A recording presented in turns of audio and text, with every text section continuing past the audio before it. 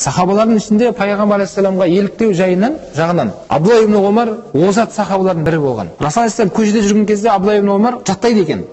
Так, оң аяқ былай түскен кезде дене мына жаққа қисаяды, мына қолы былай мына жаққа қисаяды, бәрін жаттайды екен де үйіне келіп әйелін тұрғызып қояды. Енді маған қарап тұр дейді. Сөйтіп соны бүйтіп салады ол кісі. Әйелін қаратып қояды екен. Сен маған қарап тұр. Мен қазір ары бері жүремін.